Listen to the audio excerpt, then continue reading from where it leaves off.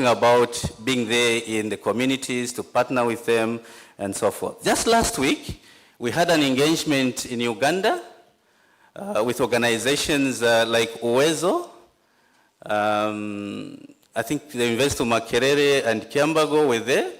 Communities from Zambia and Uganda were exchanging various aspects.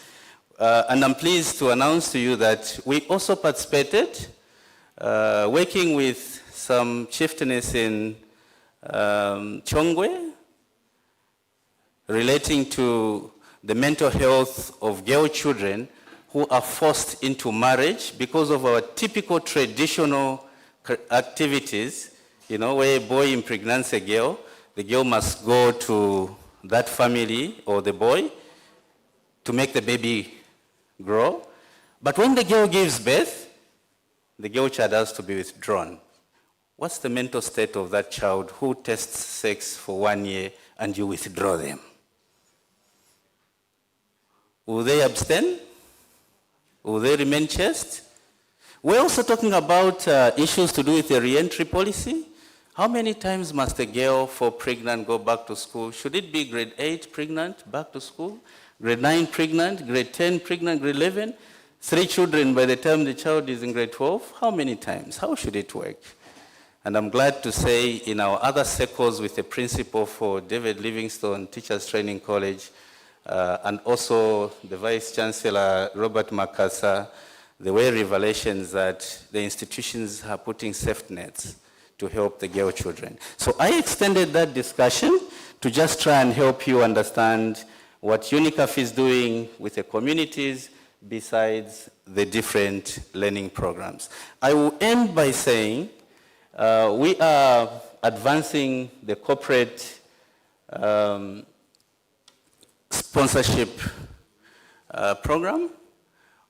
It's not just corporate sponsorship. We're also talking about the individual sponsorship that we offer to students. And that's UNICAF. Thank you.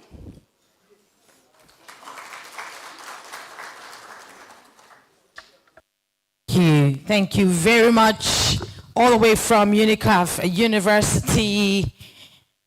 That was Dr. Daniel Mpolomoka, DVC in charge of academic affairs. I was just thinking about what he talked about, the dementia. I'm just praying that's not beginning in my life. Just the other day I had my phone and I was asking my son, Mfailako phone, where is the phone? And he comes, he says, Mom, really, it's right in your hand. But I mean, as you know, a mother is never wrong. I said, how was I supposed to know that? Just look for the phone. So I think it's pertinent that universities like UNICAF and the rest of the universities don't forget the communities and what lifestyle, what happens, how to handle mental health, how to handle depression and stress and all these things, because they do affect your students and the outcome of what you are teaching. Another big hand for UNICAF. Okay, so like I said, after the third presentation, we're going to have a few questions, and I mean a few because it's only going to be 10 minutes. So what will happen is we'll have UNICAF come up here, UNZA, and CRESO. And for CRESO, we have the registrar who is going to come and speak for 5 minutes. Mr. Is it correct, Mr.? Because I'm used to now Dr. Professor, like professors like us. It's Mr.? Okay, good. Okay. Mr. Odwin Zikamunenga. Let's put our hands together for Mr. Zikamunenga.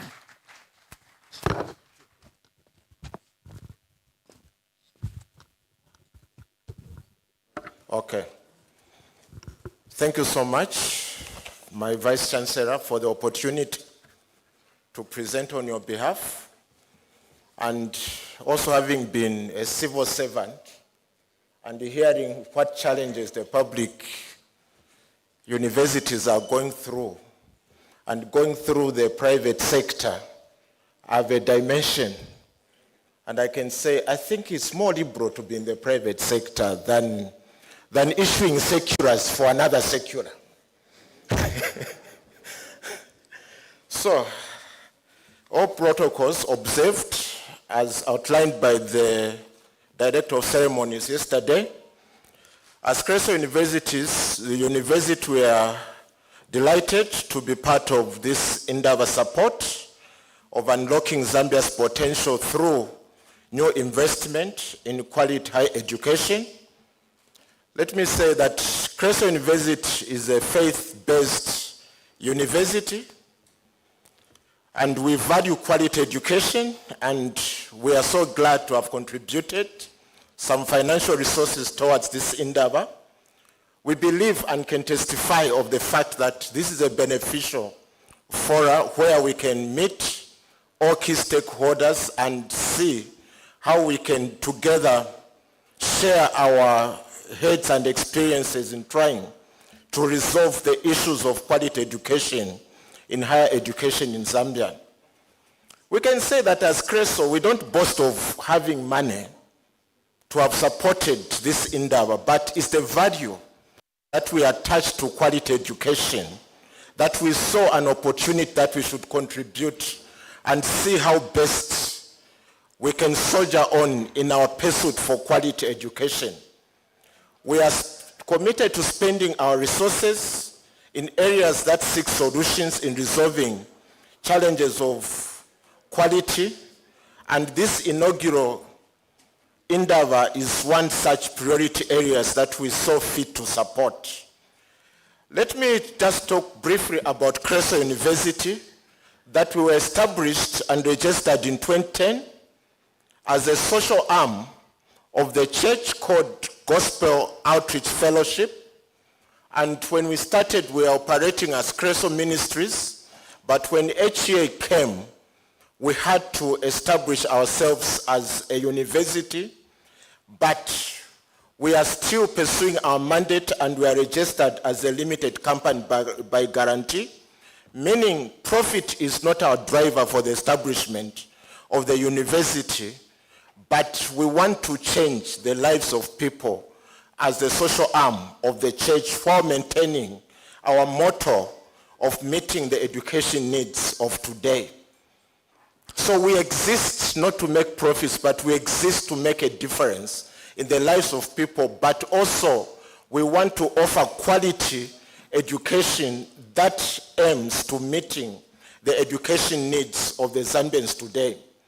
The university has 3 campuses, namely City Campus, which is located along Nangwenya Road in Lusaka, Makeni Campus. As you have heard, we are a faith-based organization, and we are Makeni Campus. We took over Christian Voice College in Nampundwe area, and that's where we offer clinical medicine. And we have another campus on the Copper Belt called Copper Belt Campus in Rwansha, but just near Frederick Chiruba Tollgate. And all these 3 campuses, we can pride ourselves that we don't rent any of the facilities, but these are our own facilities and we own them as a university. We have a student population of about 3,000 students, and of which currently we have about 800 students on scholarship, and we offer scholarships even up to 100% of the double orphans. And I should highlight that in our strategy, scholarship provision is not a marketing strategy, but it's the core of our DNA of changing the lives of the vulnerable Zambian children. And since our establishment, we have graduated about 10,000 students on scholarships. And these are part of the alumni, and we are so proud that we are contributing to the social responsibility and also enhancing access to quality education for all. And so, to just demonstrate our support for orphans, we own as a church or as a Creso Ministries an orphanage in Chongwe where we support vulnerable children who we are keeping, and also supporting the areas, the children around Obama area. And also in Siavonga around Chief Simamba, Sikongo, and Chipepo, we support vulnerable children there into our school. If you know the school called, there's a girls' school in Siavonga called Mubuyu, that is part of our feeder schools into the university as a way of supporting the orphanage children. So scholarships is not a strategy, but is part of our DNA as a university. And so even as we seek to have this Indaba, we are looking at how best we can adequately partner together with the financing institutions on how we can adequately resolve the issue of modern infrastructure and all-inclusive education to ensure that, as the Minister of Education mentioned yesterday, the free education policy very soon will have a lot of pressure on our infrastructure. And so we are here to see how best we can prepare ourselves for proper infrastructure development which adequately supports the orphanage children, because I don't know how we will tackle it, but as Zambians, these secondary school children, as they come to higher education institutions, they will come with a mentality for free education. So again, we need to inculcate in our curriculum, maybe at secondary school level, on a requirement that there is a responsibility to pay for education than accessing free education, but as a challenge, and not altering government policy, as higher education institutions, we need to prepare for adequate infrastructure and also inclusive access to higher education. Also, during this Indaba, we can testify the fact that, yes, corporate governance issues are real in dealing with commercial banks. Issues of trust are real. And as Crescent University, we have gone through this. And one of the banks which is here, I think we have been able to some loan for infrastructure development, but this requires a lot of patience. But we are still looking at ways of exploring other funding mechanisms to help the university achieve its objective. So we look forward as a university and also during this Indaba to exploring other financing opportunities in the areas of climate change and other innovations. So like a former civil servant, I was looking at this as a workshop, but this time from the private sector, I look at this as an opportunity in which to tap from relationships and also the availability of various avenues we have to resolve the issue of quality education. So in conclusion, let me congratulate the Higher Education Authority and the Minister of Education for organizing such a brief where we see an opportunity for better and quality provision of education services in Zambia. So thank you so much, Master of Ceremonies.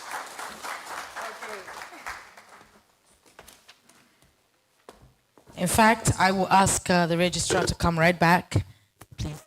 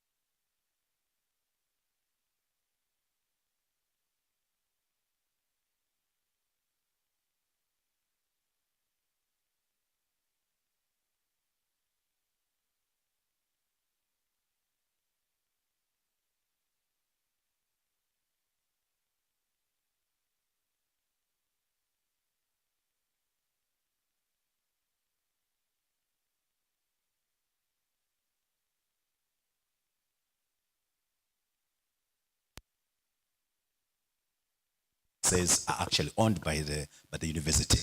And you're looking at other universities, they are struggling in terms of infrastructure. But I just want you to share with us how you've managed to operate where you are and how you've sustained the institution. You've talked about 3,000 students currently, and you've graduated about 10,000. So that's a huge milestone. But being a faith university, how have you managed to succeed and do all that? Thank you very much.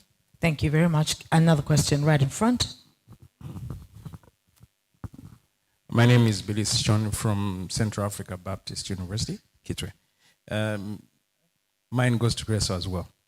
I just want you to explain to us the sustainability strategy. Okay. Maybe I can take one more and then I'll allow the gentleman to respond. Okay, we're good. So, gentlemen, please respond and we can get a few more questions and end this session.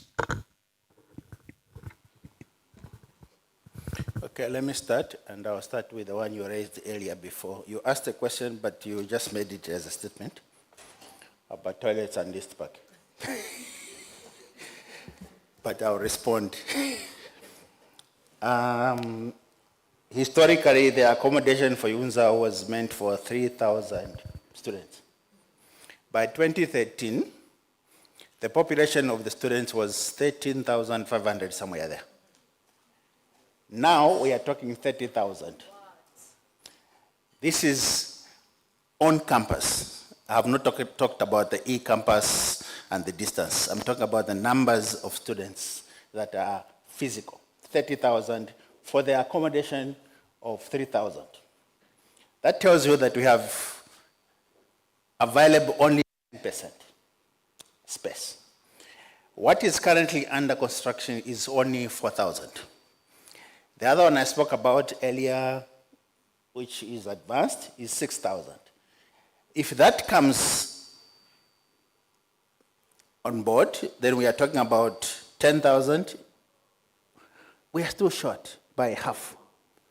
But the numbers will keep on going up, considering what was discussed yesterday by the minister, that with the free education, there's more intakes to be incorporated in the university. So, the challenges are real. Infrastructure is dilapidated. And when you abuse, even in your own home, with one toilet, you realize that the system will collapse. And that is where you have better service. Now, assuming you are at a public institution where there's no better service, what do you expect? Another dynamic we seem to forget is that UNZA, I'm not saying Kalingalinga is a problem, but UNZA has its neighbors as Kalingalinga. And every morning we lose sockets, even used toilet pans, just in case you didn't know. So some of these are not self-made problems as we hear. They are just societal issues. We need a mindset, as one of the speakers yesterday said. The community and the people need to realize that they need to take ownership. These assets are theirs. Now, let me take the PPP that I spoke about. We received an instruction from PPP office that we need to provide them the cost-benefit analysis. So we are at that stage now. But the way PPPs work is that pretty much you're at the mercy of the funder.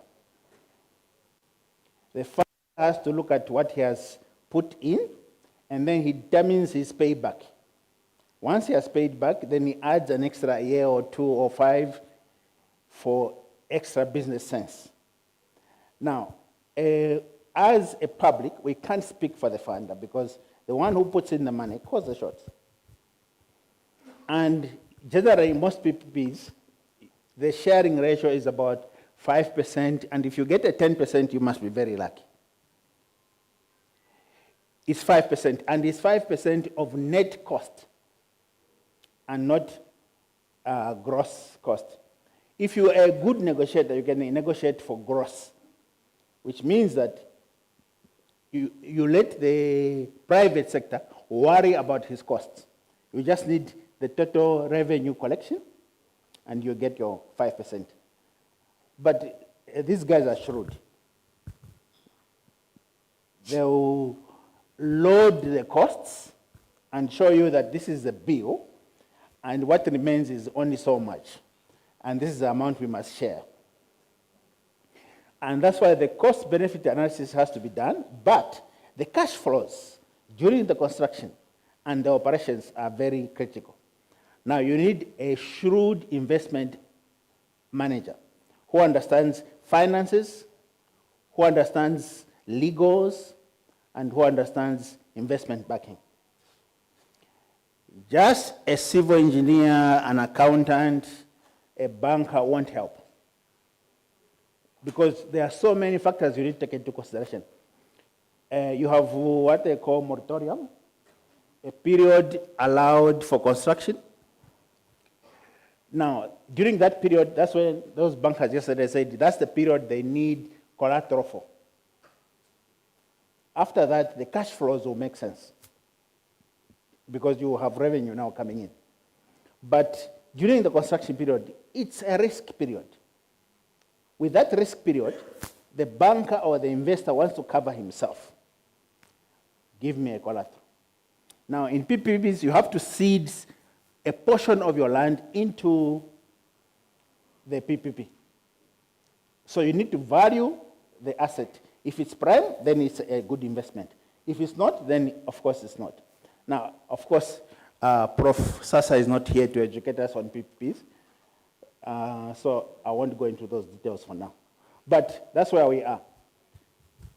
Okay, thank you very much. Creso, how would you like to respond?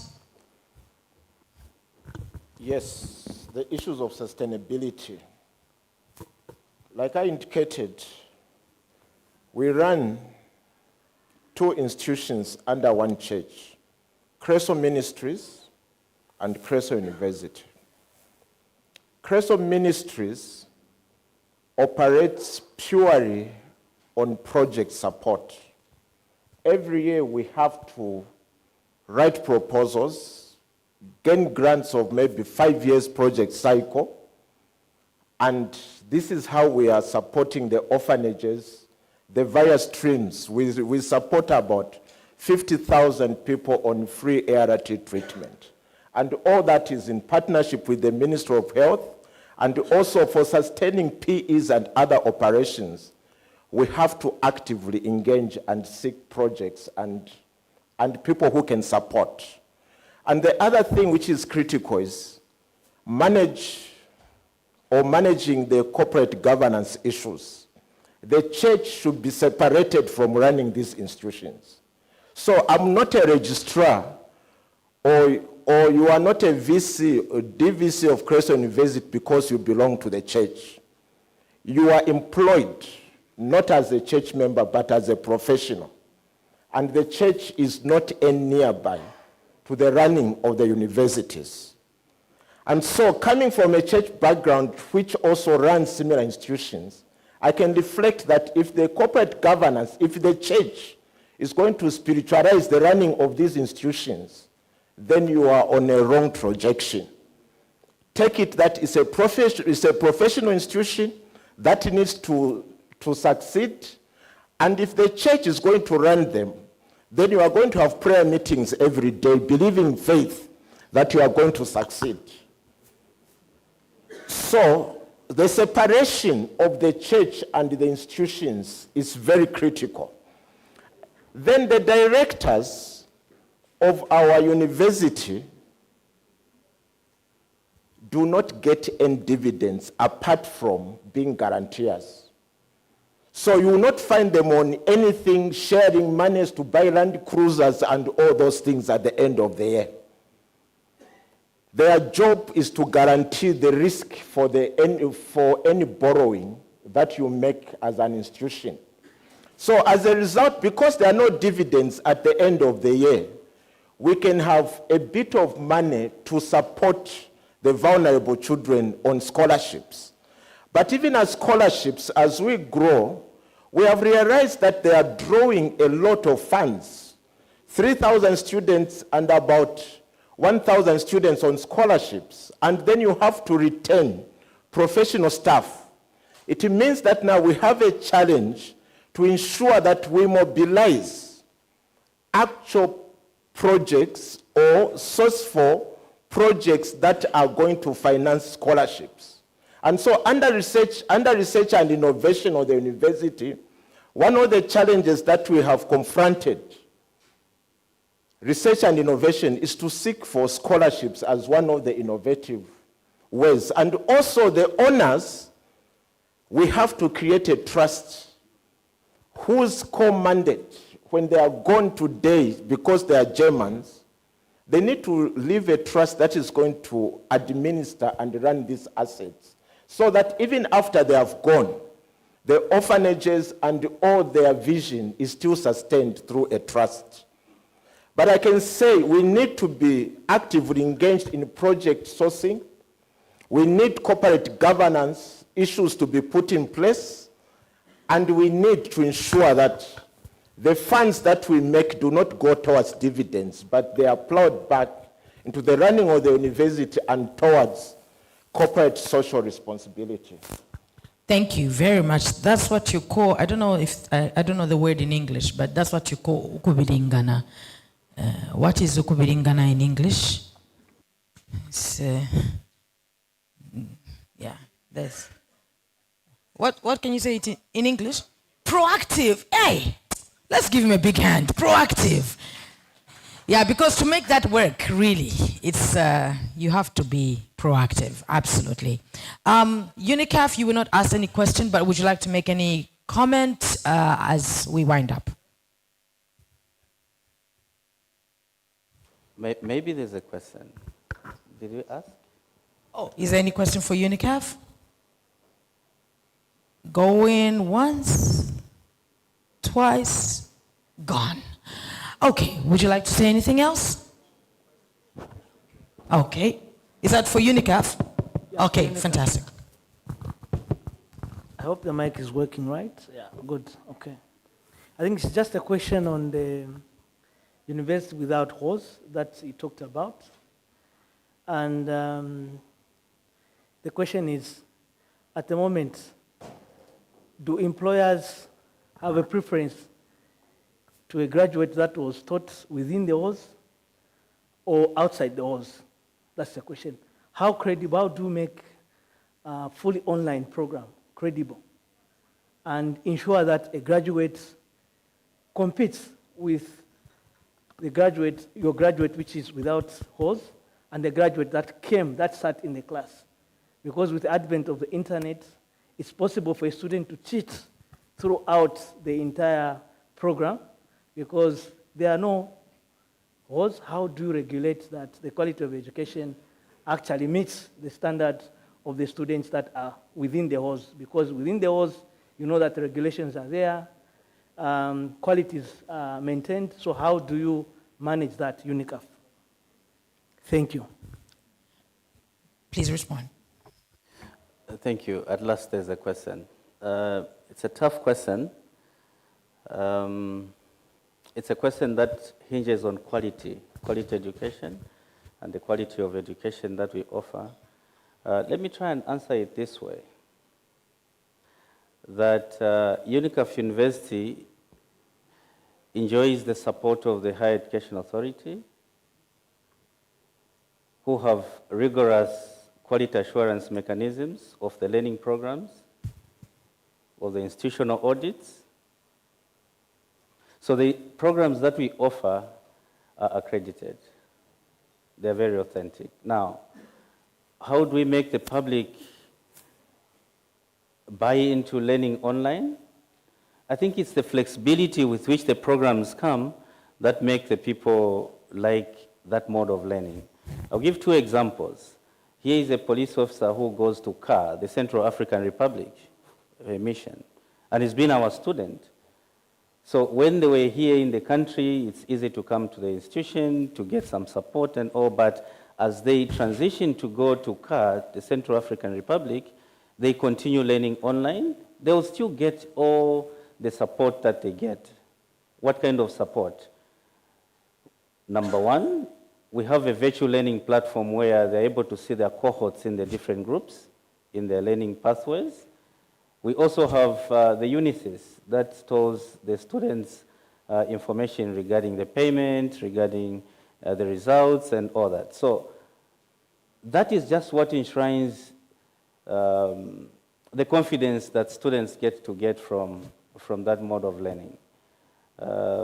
We have many other scenarios that we can give relating to what we do, but rigorous quality assurance mechanisms that the institution puts in place makes the potential students trust the learning programs that are offered at UNICAF University. Could that be a better way of answering it? I think so. Thank you very much. Let's give the gentleman a big hand. I'm sorry, we've come to the end of the session.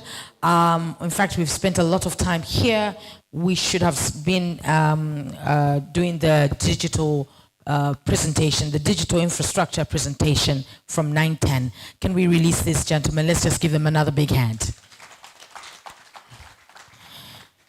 We now move on to a presentation on digital infrastructure for higher education, building resilient, connected, and future-ready institutions. One laptop